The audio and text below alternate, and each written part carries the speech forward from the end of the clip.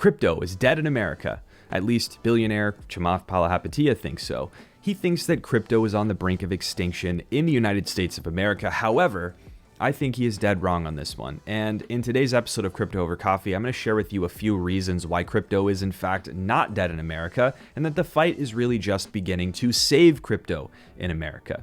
We've also got a bunch of crypto news stories on the way, so grab yourself a coffee, hit the subscribe button, and stick around for all the episode details that we have in store today. Now, the issue of crypto being dead in the USA is an interesting one. In a recent episode of the All In podcast, billionaire Chamath Palihapitiya claimed unabashedly that crypto is dead in America. You can listen to that real quick here. Crypto's dead in America. It is dead in America. Crypto's dead in America. I mean, now you had Gensler. You had Gensler even blaming the banking crisis on crypto. I just think that they were probably the ones that were the most threatening to the establishment. Okay. And they were the ones that, in fairness to the regulators, did push the boundaries more than any other sector of the startup economy.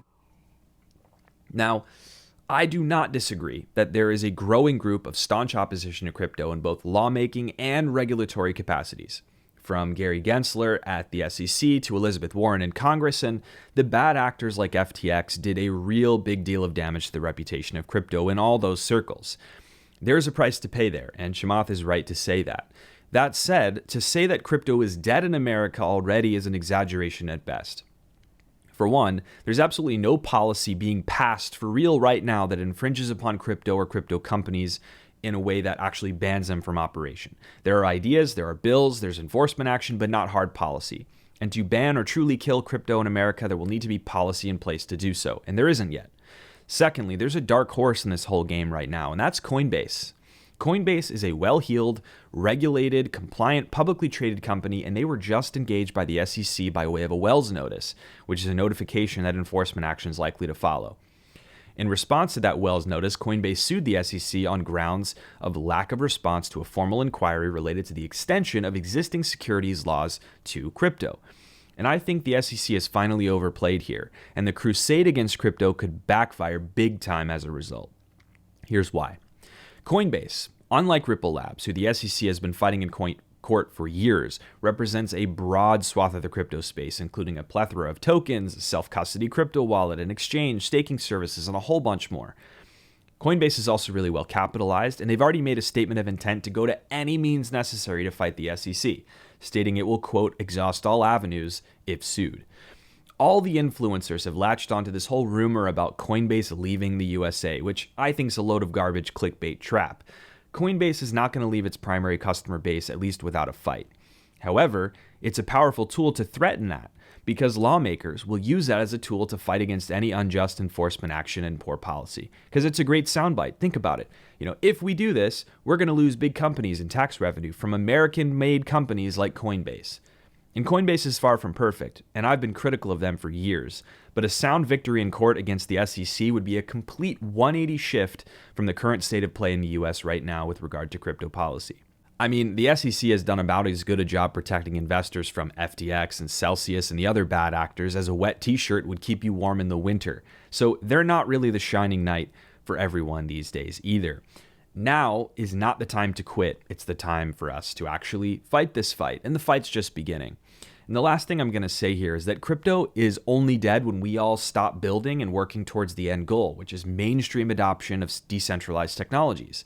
And if centralized, scammy garbage in crypto is made extinct in the course of this fight for decentralized tech, then that's fine.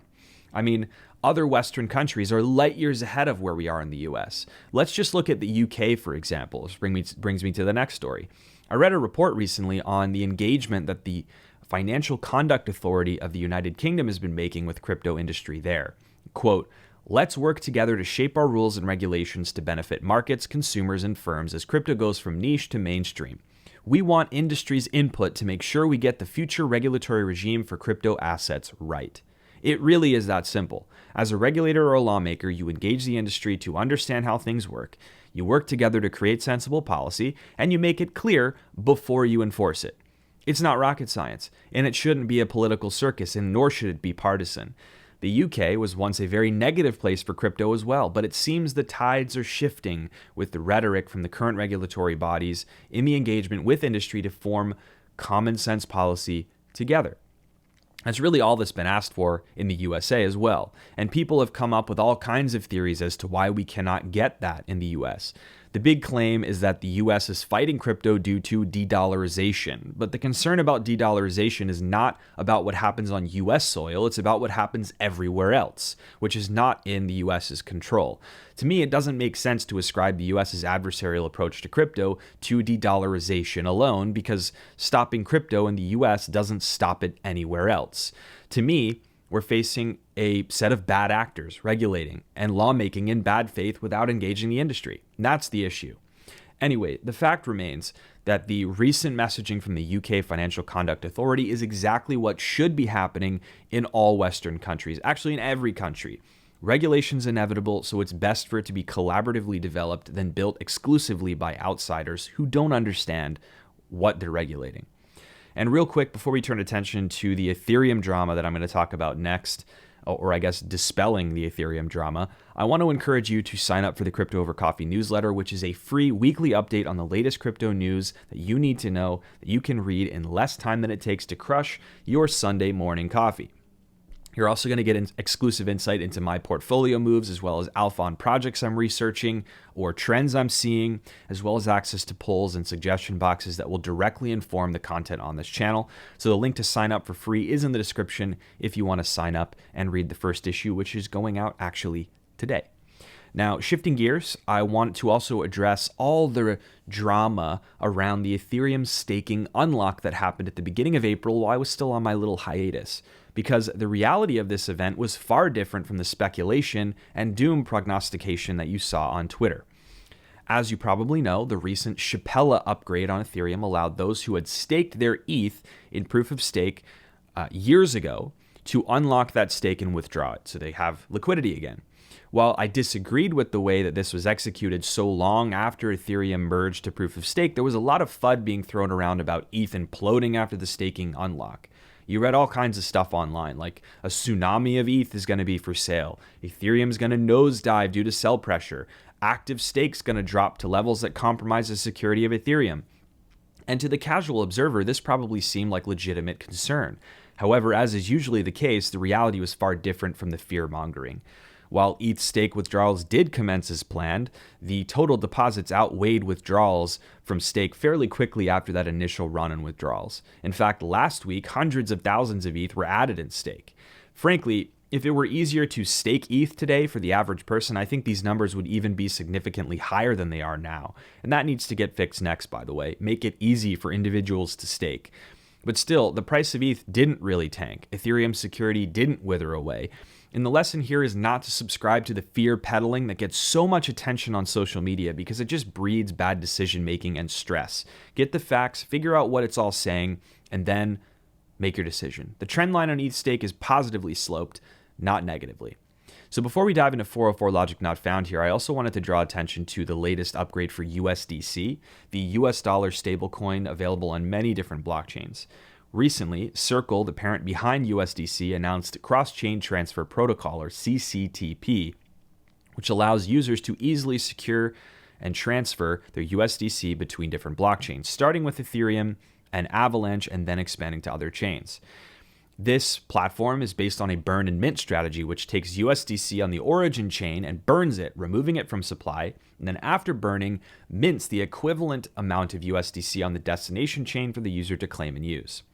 CCTP was designed to create a trusted path between USDC's many host blockchains to reduce the risk that crypto users face in using cross-chain bridges, which have been hacked for billions in the past couple years. And the whole purpose of this is to enable a cleaner UX for those who wish to use USDC across multiple different blockchains, which will include an expanding list of chains over time.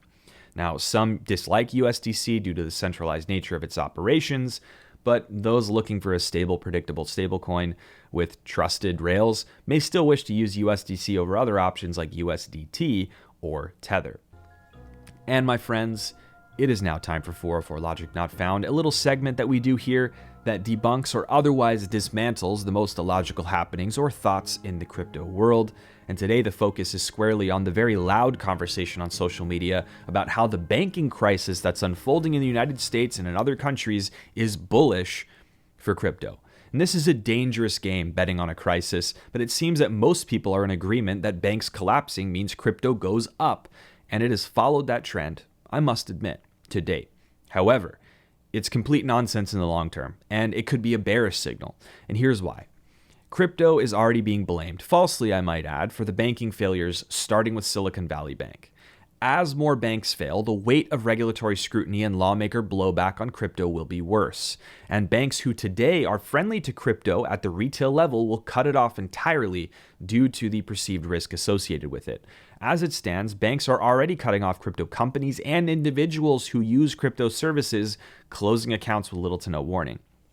Now, I get the whole, banks failing prove crypto's value prop as an alternative currency spiel, but my big issue with that is that most crypto is not a safe haven nor economically sound. In fact, besides Bitcoin, maybe Ethereum, and a handful of others, I'd hesitate to say there are many assets in the crypto class that I'd say is even in the ballpark of being a hedge against financial tumult. There will be many who seek refuge in an asset separate from the banking system, but for this to happen en masse for Bitcoin or any other asset, people must be able to use Bitcoin or other cryptocurrencies as a medium of exchange for goods and services, and that's not a reality today. Furthermore, what happens when there's no more fiat on-ramp because banks have moved against crypto? Do you think retail is going to pile into crypto if there's no path to invest in dollars? I don't think so. And I guess you could say that what might happen is that the only way to buy crypto will be through Fidelity, BlackRock, and others like them, but that's not great either. Point being, long before the financial system falters to the point or to the degree that the average Joe will look to seek refuge in an alternative asset, the banks and other on-ramps will have cut off all paths to those alternative assets already. So I see people saying, well, if this happens, just opt out. Well, it's not necessarily going to be a viable option for a lot of people when push comes to shove. And it's illogical, in my view, to be so reductive with complex economic issues. It's really not as simple as saying the equation is widespread bank failures equals Bitcoin goes to 1 million per coin. The realities of total economic collapse are far more complicated than that, and I don't think it's smart to boldly promise such outcomes when we simply don't know what's around the corner next week, let alone next month or the next year or two. The bottom line is that it's important to hedge against all sorts of crazy outcomes, and Bitcoin and other crypto is a huge part of my mix for that reason. But I'm not one who subscribes to the idea of simple cause and effect in the markets. Bank failures are not in isolation a guarantee of crypto price appreciation, and it would be best to remember that. Anyways, it's really good to be back, my friends. If you got a few minutes though, check out this video right here on the screen that goes over a really important security tip for those of you who participate in DeFi or NFT marketplaces, anything that happens on chain, especially using a MetaMask wallet or similar. Really important video, but I will see you again soon. Thank you for your support. Cheers.